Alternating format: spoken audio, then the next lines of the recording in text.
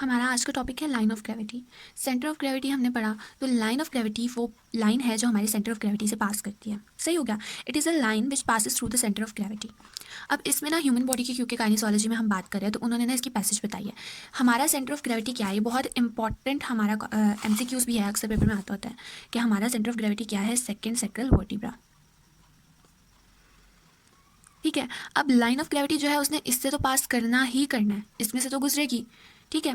अब इसके ऊपर से ये लोग क्या बता रहे हैं सेकंड पॉइंट में कि ये इसके ऊपर होता है वर्टेक्स। वर्टेक्स होता है हमारा जो स्कल होता है ना, फॉर एग्जांपल ये हमारा स्कल है, इसके जो ऊपर वाला हाईएस्ट पॉइंट होता है ना, इन बिटवीन मीटर, उसके सेंटर के करीब, तो इसे हम कहते हैं वर्टेक्स। तो ऊपर से ये हमारी पास करती है वर्टेक्स से सेकेंड सैक्रल वर्टिब्रा से होते हुए a point between feet.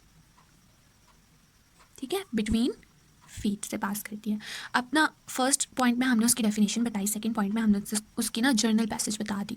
Third point में हमने क्या कहना है, थर्ड पॉइंट में हम लोग कह रहे हैं कि ना सेंटर ऑफ ग्रेविटी की एग्जैक्ट पैसेज जो है ना वो पर्सन टू पर्सन वेरी करती है। हमने ऊपर पढ़ा कि सेंटर ऑफ ग्रेविटी जो होता है वो भी पर्सन टू पर्सन वेरी करता है ना, इसी तरह लाइन ऑफ ग्रेविटी भी पर्सन टू पर्सन वेरी करती है। अगर एक नॉर्मल एस्टिमेट लगाया जाए ना कि एक पर्सन है, उसकी ना पॉस्चर स्टैंडर्ड है, तो उसका सेंटर ऑफ ग्रेविटी जो है वो सेकेंड सैक्रल वर्टिब्रा है। ठीक है। अब उसका जो लाइन ऑफ ग्रेविटी है ना वो कैसे पास करेगा, कौन कौन से पॉइंट से पास करेगा, वो यहाँ पे बता रहे हैं। ठीक है।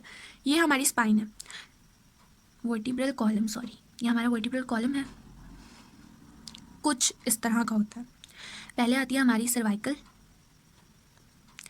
फिर है हमारा थोरैकिक,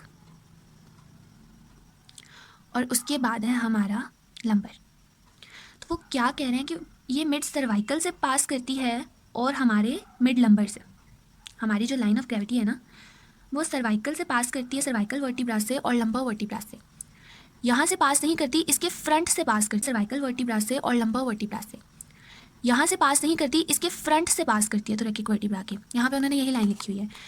it is estimated that on an average when posture is good the line passes through the mid cervical and mid lumbar vertebra and in front of the thoracic vertebra.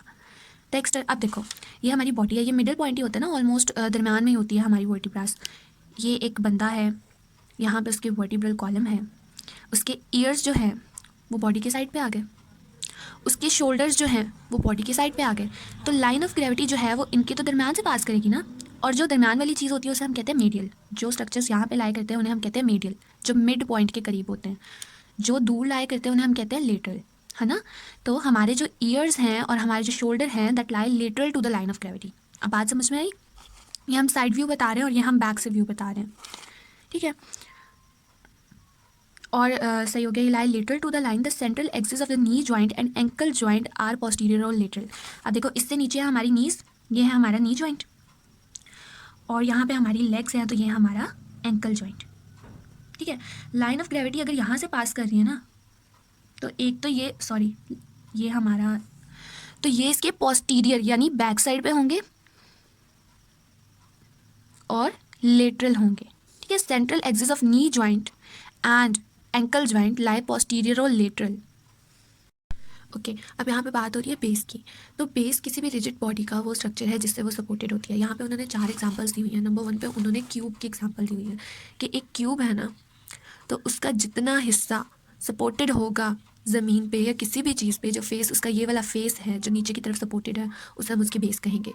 Chair के मामले में जो उसकी चारों लेग्स के दरमियान का हिस्सा है ना, ये जो हिस्सा है जो उसकी चारों लेग्स के दरमियान आ रहा है, इसे हम कहेंगे कि उसकी बेस है। लाइन पोजीशन में ह्यूमन बॉडी की जितनी भी पोस्टीरियर एस्पेक्ट है जो कि टच हो रही है बेड पे, उसे हम उसकी बेस कंसीडर करेंगे। स्ट्राइट स्टैंडिंग में जितना भी एरिया, स्ट्राइट स्टैंडिंग क्या होती है, जब एक पर्सन टांगे खोल के, मतलब जितनी भी वो खोल सकता है, खड़ा होता है, तो जितना भी एरिया उसकी लेग्स के दरमियान में आ रहा होगा उसे हम उसकी बेस कंसीडर करेंगे।